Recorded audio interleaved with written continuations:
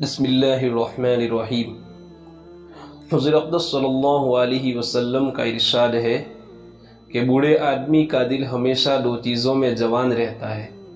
ایک دنیا کی محبت میں، دوسرا آرزوؤں اور امیدوں کے طویل ہونے میں۔ فائدہ: پہلی حدیث شریف کے ذیل میں یہ مضمون تفصیل سے گزر چکا ہے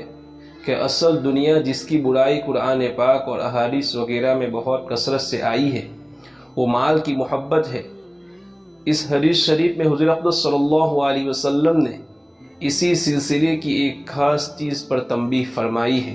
جو تجربہ میں بہت صحیح ثابت ہوئی کہ بڑھاپے میں دنیا کی محبت اور لمبی لمبی امیدیں بہت بڑھ جاتی ہے، اور جتنا بھی مرنے کا زمانہ بڑھاپے کے لحاظ سے قریب آتا جاتا ہے اتنی ہی اولاد کی شادیوں کی امنگیں، اچھے اچھے مکانات تعمیر کرنے کا ولولہ، زائیداد کے بڑھانے کا جذبہ وغیرہ وغیرہ زیادہ ہوتے چلے جاتے ہیں۔ اس لیے ایسی حالت میں آدمی کو اپنے نفس کی خاص طور سے نگرانی کرنے کی ضرورت ہے۔ ایک اور حدیث میں ہے، حضور صلی اللہ علیہ وسلم کا پاک ارشاد ہے، آدمی بوڑھا ہوتا رہتا ہے اور دو چیزیں اس میں جوان ہوتی رہتی ہے، ایک مال کی لالچ، دوسرا زیادہ عمر ہونے کی لالچ۔ زیادہ عمر ہونے کی لالچ بھی وہی امیدوں کا طویل ہونا ہے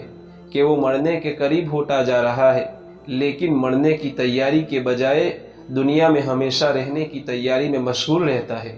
ایک مرتبہ حضور اقدس صلی اللہ علیہ وسلم نے مثال دے کر سمجھانے کے طور پر ایک مربع 4 لکیروں والی شکل کھینچی اور اس کے درمیان میں ایک دوسری لکیر کھینچی جو اس مربع شکل سے آگے نکلی چلی گئی۔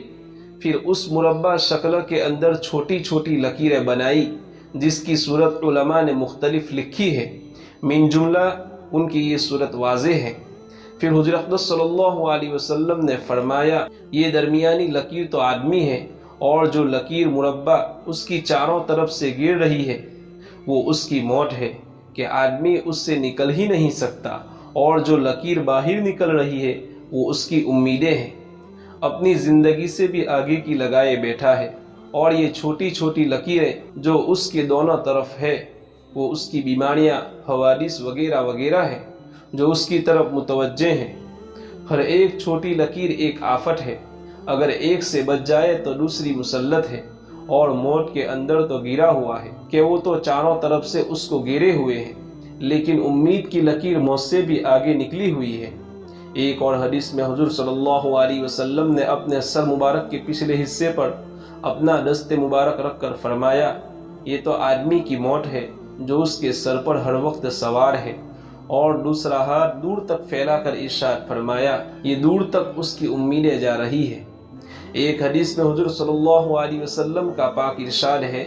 اس امت کی بھلائی کی ابتدا آخرت کے یقین اور دنیا سے بے رغبتی کے ساتھ ہوئی، اس امت کی فساد کی ابتدا مال کے بخل اور امیدوں کی لمبائی سے ہوگی۔ ایک اور حدیث میں حضور اقدس صلی اللہ علیہ وسلم کا ارشاد ہے کہ اس امت کے ابتدائی حصے نے اللہ کے ساتھ یقین اور دنیا سے بے رغبتی کے ساتھ نجات پائی، اور اس کے آخری حصے کی ہلاکت بخل اور امیدوں کی وجہ سے ہے۔ ایک حدیث میں حضور صلی اللہ علیہ وسلم کا ارشاد وارد ہوا ہے کہ عن قریب ایسا زمانہ آنے والا ہے کہ لوگ تمہارے یعنی مسلمانوں کے کھا جانے کے واسطے ایک دوسرے کو اس طرح دعوت دیں گے جیسا کہ دسترخوان پر بیٹھنے والا دوسرے کی مہمان نوازی کرتا ہے،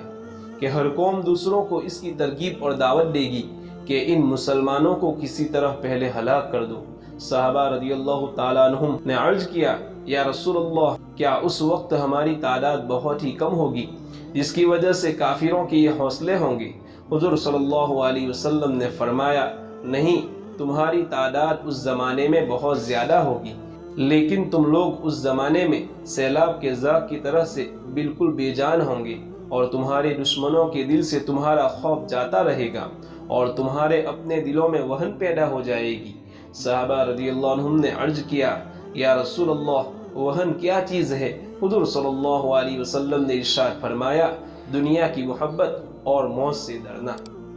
اللہ تعالی ہم سب کو کہی سنی بات پر عمل کرنے کی توفیق نصیب فرمائے۔